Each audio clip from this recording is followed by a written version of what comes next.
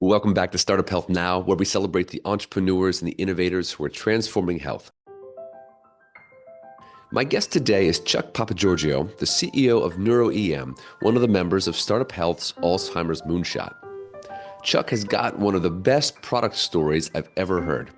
Basically, the underlying science behind the device he's building came about by accident. It was completely counterintuitive, which in my mind makes the results all the more remarkable.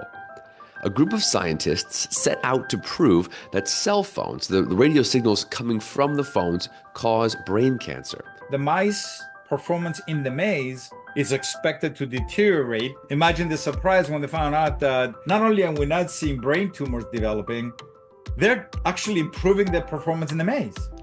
Not only did the radio frequencies from the phones not cause cancer, they actually improved brain health. Thus, NeuroEM was born to bring this discovery to market, first as a wellness device and then as an FDA-cleared therapeutic. In the interview, we'll get into the science behind the device and how Chuck and his team landed a huge partnership recently that's going to allow them to validate the science in the real world. Let's get into it. All right, Chuck, thanks for joining me for the show. Always a pleasure, Logan. All right, we are going to get into what you're building, how you're helping advance science in the Alzheimer's Moonshot and Startup Health's Alzheimer's Moonshot, and the amazing work that you're going to do for so many people through NeuroEM Therapeutics. Why don't you start by just the elevator pitch, get us up to speed on what you're building and why it matters. Sure. This was NeuroEM is a company that started more than a decade ago by a brilliant researcher who was trying to understand whether or not cell phone frequencies and energy transmitted through cell phone causes brain cancer, and what's the impact would be on Alzheimer's. And imagine the surprise when they found out that short bursts of energy at this particular frequency spectrum actually break down the toxic accumulations of things like tau and A beta and the oligomers that build around neuron and basically eventually kill the neuron and destroy cognition. And they went through that. They did a couple of trials, mouse studies. Then they had an open trial with 8 people with the same results. And basically, what we have right now is a technology that uses radio frequency, TEMT, transcranial electromagnetic stimulation technology using radio frequencies to actually do that. Reduces cognition, increases ATP production in the brain, and also importantly, rebalances cytokines, which reduces inflammation. And basically, we are now in the progress of taking our product to a commercial deployment. Okay, so let's just make sure that I get this because there's a real story here. So somebody set out to prove that whether or not cell phones cause cancer, and what they actually found was some therapeutic benefit to the radio signals. So, unpack that a little bit more. What were the studies like? What was that realization like? Yeah, so the initial studies, they were using a basic signal transmitter in that same frequency and bombarding mice that are transgenic mice engineered with the Alzheimer's, trying to see what happens to their brains. And then, of course, brain studies and all the wet stuff, right? That happens in a research lab. And one of the researchers and Dr. Arman does realize, wait, the mice performance in the maze is expected to deteriorate. Not only are we not seeing brain tumors developing, they're actually improving their performance in the maze. Wow. Which got everybody thinking, wait, what's going on here, right? It was exactly the opposite thing, which then led to more studies, more development, led some funding, led to a trial with an open study with 8 humans that were diagnosed with mild to moderate Alzheimer's. And basically the experience was very similar. Those patients within 4 to 6 weeks, it didn't slow the progression of the decline. It literally stopped it, and over the course of the next few weeks, reversed it. As a matter of fact, the longest person we're tracking entered the program at 86, diagnosed with moderate Alzheimer's, scored somewhere in the 50% range of various cognition tests, right? Within 9 months, not only did she score in the high 80s, it kept moving, And I get goosebumps because her daughter sends us updates every month of how she's doing. Last month, she celebrated her combination, the birth of her first great grandchild and her 90th birthday. And we asked her to take a test for the last time because she's been taking them quarterly, a cognitive test. She scored in the high 90s or low 90s, in the low 90 percentage, which is normal for somebody 90 years old. Wow. So it Wow. is it's an amazing technology. We have the same experience with four other additional individuals that are part of our own internal study that we haven't published. It's definitely a real changer in this space. Yeah, so what you're saying is instead of there's some therapies that may slow the progression, you're actually talking about people getting better. Correct. Wow. And no side effects. No side I mean, effects. and we know that because there's 70 years of the studies on the use of radio frequencies, including the US military, which uses a lot more power than cell phone powers for radio frequencies. We have a designation from an IRB that non-significant risk. Yeah, it is, and it's not a drug, and it's something that you wear twice a day for an hour for about 6 to 9 months, because it's a slow progression of dissolving all those the oligomers and the Mm. toxic tau and the accumulation and the amyloid, which, by the way, it doesn't matter who wins the debate, whether it's tau, the amyloid plaques, oligomers, or AB, doesn't matter. We actually dissolve all of those toxic accumulations and allow the brain to flush them at night through the lymphatic system. It's Oh, it's it's an amazing technology. yeah. And it sounds, and I acknowledge that because that was my reaction when I first got introduced 2.5 years ago. It sounds a little out there until you start looking at the research, the peer review research, the repetition of some of the labs by experiments by other labs. It's definitely amazing. That's a mission. We Yeah. want to bring this technology to market.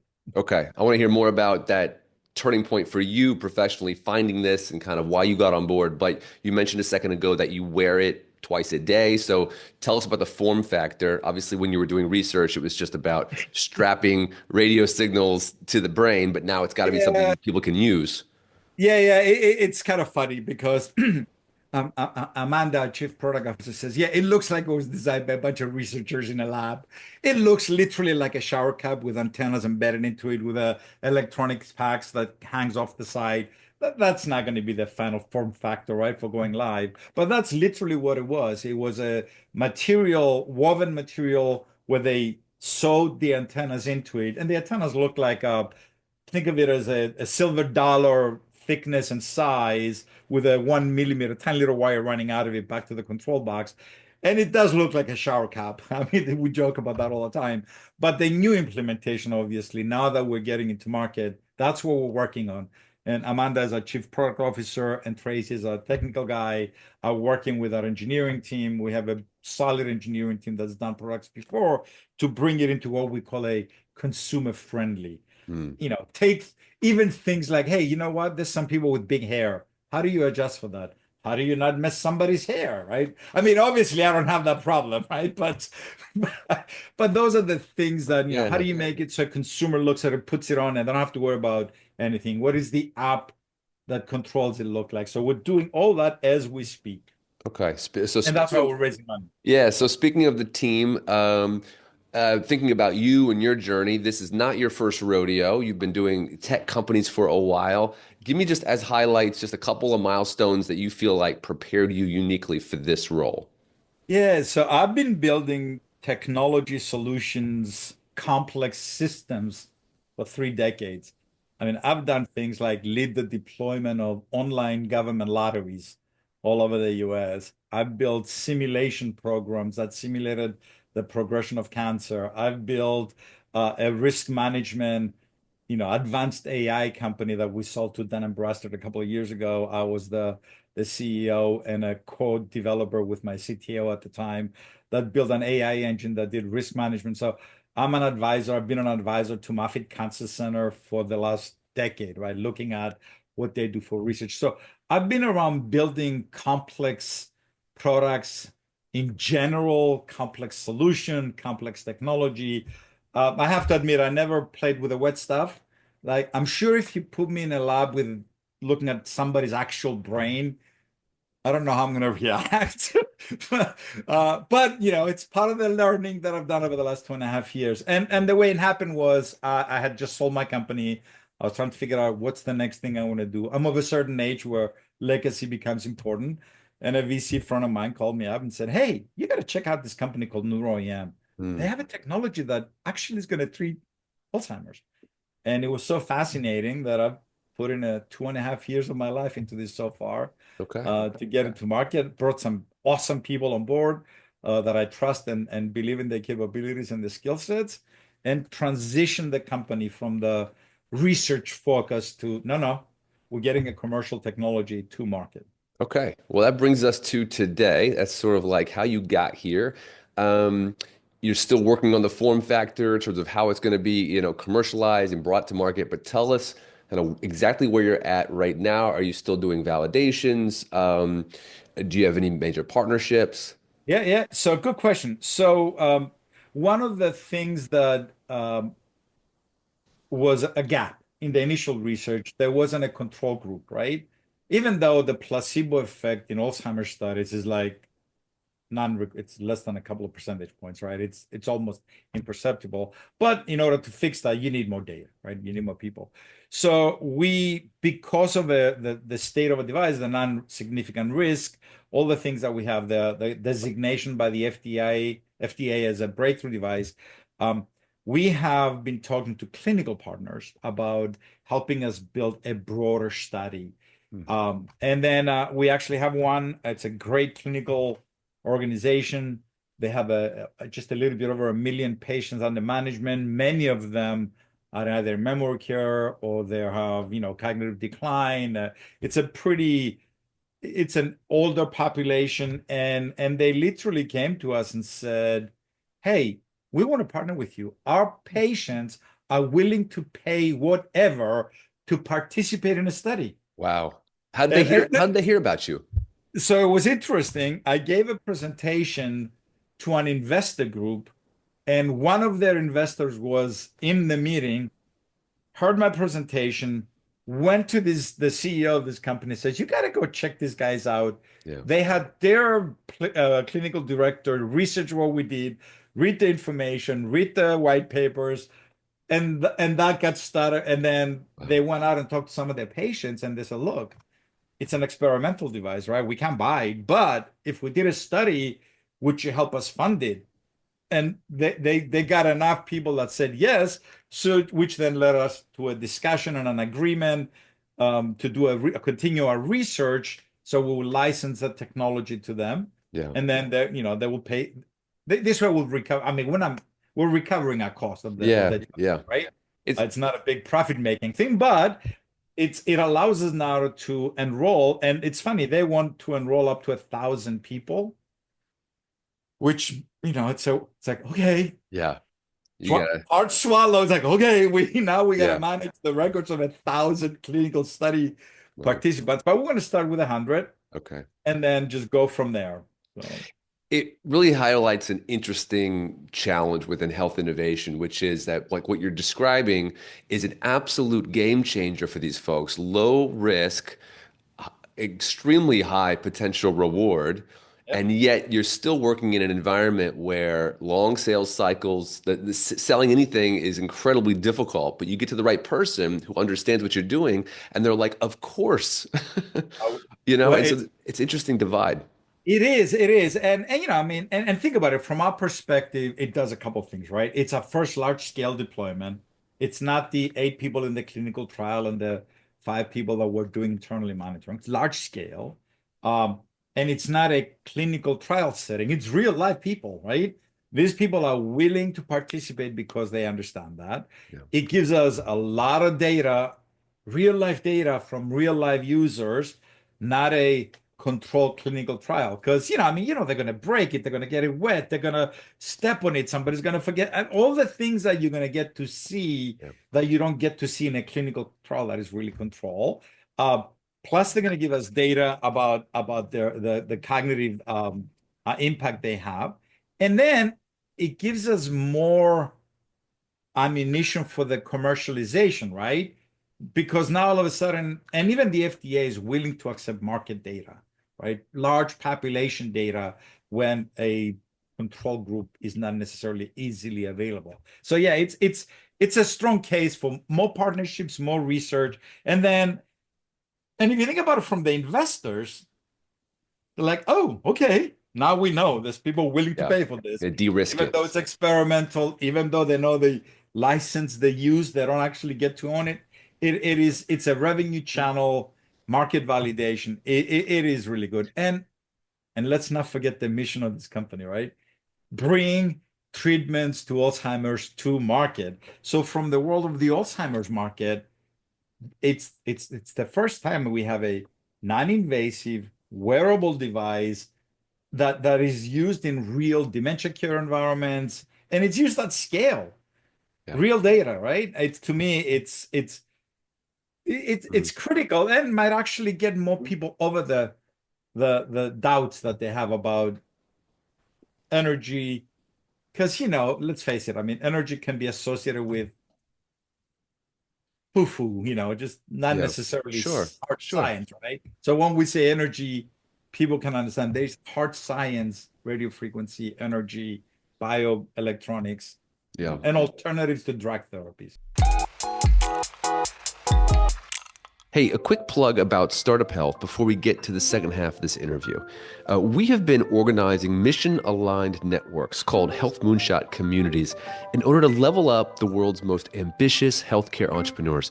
We've been doing this work since 2011 and have helped more than 500 companies from more than 30 countries. Membership in Startup Health is open exclusively to founders and CEOs in health tech, biotech, and life sciences who are dedicated to solving the biggest health challenges of our time. You can learn more about the benefits of membership, and you can read hundreds of success stories, member testimonials, all at startuphealth.com. Let's talk timelines. One of the challenges with health tech and the interviews that I do is that sometimes someone says, oh, check back in 10 years, it's a Oh, long process. So if everything goes as planned, how would you like to see this validation study go? And what are your thoughts about coming to market? yeah, so we need a little bit of money, obviously, to push that because you need some infrastructure. But the good news is, with our upcoming round close, the first closing this week, next week, we got past that. We needed a legitimate science-based organization to do that, which the partnership that we have with, and I apologize, I can't use that name yet until it's officially released. But the partnership we have is clear. So the timing that we're working on right now, and in parallel to that, we're obviously continuing our own device development process, right? Make the device more consumer friendly and so on and so forth. We expect that we'll have, based on the initial reaction they got, probably about 100 people wearing a device in the next 6 months. And then we start collecting data. And then usually within 4 to 5 months, we now have meaningful data. So even if they have 50 people using the device, we'll have meaningful data in the next, I would say, 9 months, right? Exciting. In parallel to that, we are now doing all the, the the DFM, the design for manufacturing work that needs to be done, right? Miniaturize the device, reduce the power consumption, do all the things that you need to do to make a consumer device. That process will be done with probably by the next 18 months. And because it's already underway, we already got the engineering done. It's just about industrial design right now in DFM. So that's going to happen. We should have a wellness device to market in the next 18 months, which always, yeah, gets people to say, huh, what are you going to do? So one of the things, because we're a breakthrough designation, there's non-significant risk. There's a good strategy that says we can do a dual path. We can continue the research and the FDA trials. That will take us about 3 years based on even the reasonable assessment, 3 years before we can get a full clinical designation, and then another year to get a device to market. So I won't get device out there for brain health and consumers. Or we can do dual paths and have a version of a device geared towards the consumer that wants to improve brain health in general, right? Their wellness. Yeah. And we'll have that device in the next 18 months and we'll have it in market. As a matter of fact, the FDA process is pretty clear. We started that 513G process. So as long as you stay within the lanes that they ascribe to you about the claims you make and things like that, you can actually be in market. So we'll have a device in market in the next 18 months, where in parallel, we'll continue the development of the clinical device. Do It's got more do power, you, more. as a wellness device, do you see it still only going towards folks with moderate Alzheimer's conditions, MCI, or could someone like myself just wear it to, I don't know, Yeah. improve my We're brain health? actually not we're actually not even going to market it to the Alzheimer's people Okay. or anybody who's got a It's, clinical diagnosis. okay, it's more brain health in general. Yeah, this is marketed as a brain health device, and there was a tech show here in Tampa last week, and literally we could have sold 100 of those things to people saying, "Oh, brain health, Yeah. ATP production, inflammation.